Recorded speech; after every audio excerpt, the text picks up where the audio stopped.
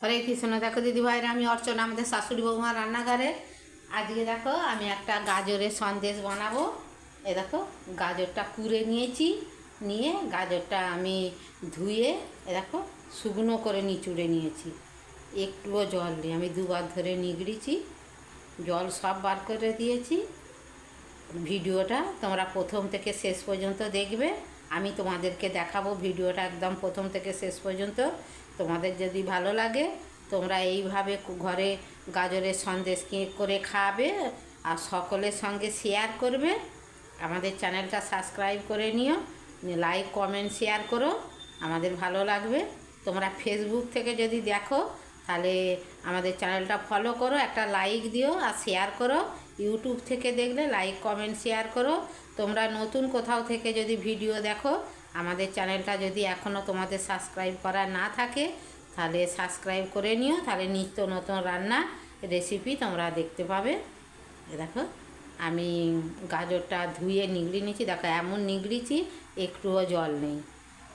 এইটা এখন রইল। এবারে আমি 200-র মতো 300-র মতো চিনি একটু মিক্সিতে ঘুরিয়ে নেবো, গুঁড়ো করে নেবো, কেননা মোটা দানা চিনি গোটা হয়ে থাকবে।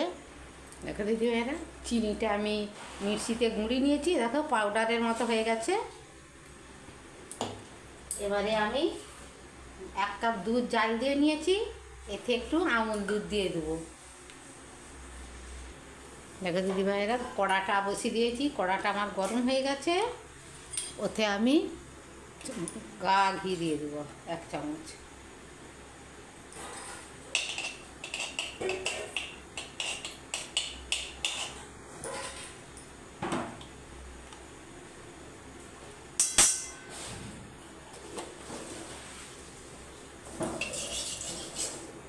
দেখো দিদি ভাই, গা ঘিটা আমার গলে গেছে। এবারে আমি গাজরগুলো তুলে দেবো। গ্যাসের জোরটা আমি কমিয়ে রাখবো, কমিয়ে গাজরটাকে আমি এখন ভাজবো। আগে ভেজে তোমাদেরকে আবার দেখাবো। দেখো দিদি ভাইরা, আমার গাজরটা নাড়া হয়ে গেছে। এবার আমি দুধটা যে গুলে রেখেছিলাম এইটা দিয়ে দেবো।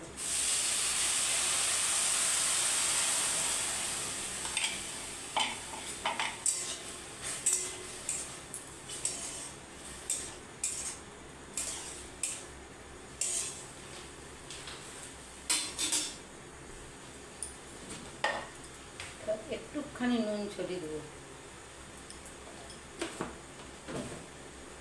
এই যে চিনিটা আমি গুঁড়ি রেখেছি, চিনিটা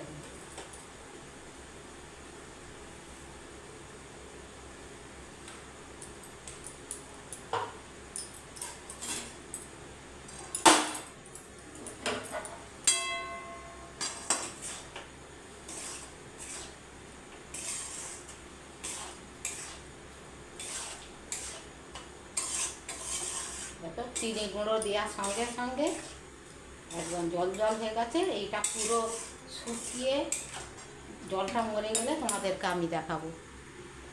দেখো দিদি ভাইরা, এলাচ আমি কটা থেঁতো করে গুঁড়ো করে নিয়েছি, এলাচ গুঁড়ো দিয়ে দেবো। এই জলটা মরে যাক, মরে গেলে তোমাদেরকে দেখাবো বন্ধু। দেখো দিদি ভাইরা, আমার পুরো রসটা মরে এসেছে। এবার ওপর থেকে আমি একটু ময়দা ছড়িয়ে দেবো।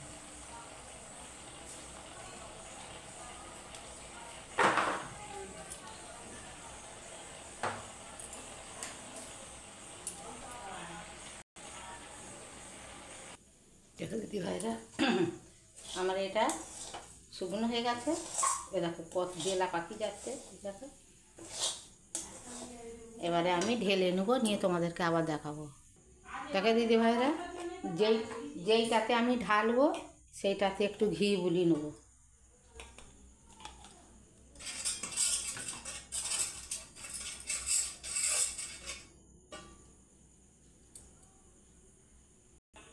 দেখো দিদি ভাইরা, আমি এটা ঢেলে নিয়েছি, নিয়ে এবারে করবো এটাকে একটু ঠান্ডা করে পিস কাটবো, কেননা গরমে পিস কাটলে এটা হবে না, ছেড়ে যাবে। একটু ঠান্ডা হোক,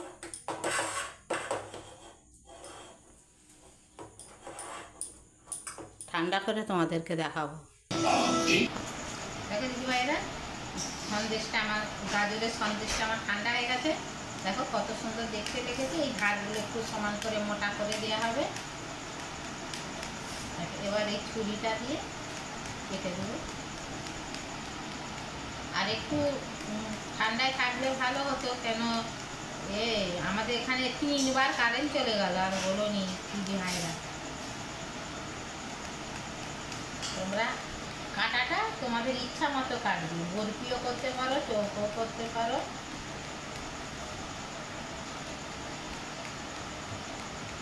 এরকম সন্দেশ করে তোমরা ঠাকুরকেও দিতে পারো, গোপাল সেবা করতে পারো।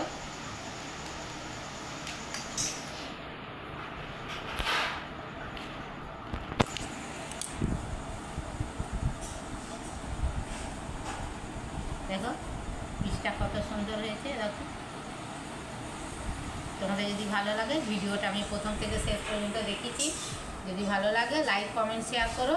তোমরা এইভাবে করে খাবে, ঠাকুরকে দিবে, গোপালকে সেবা দিবে, সবার সঙ্গে শেয়ার করবে। ফেসবুক থেকে দেখলে আমাদের চ্যানেলটা ফলো করবে, লাইক করবে, সকলের সঙ্গে শেয়ার করবে। তোমাদের চ্যানেলটা যদি সাবস্ক্রাইব এখনও করা না থাকে তাহলে তা সাবস্ক্রাইব করে নাও, তাহলে নিত্য নতুন রান্নার রেসিপি ভল্গ দেখতে পাবে। হরে কৃষ্ণ, রাধে রাধে। দেখো।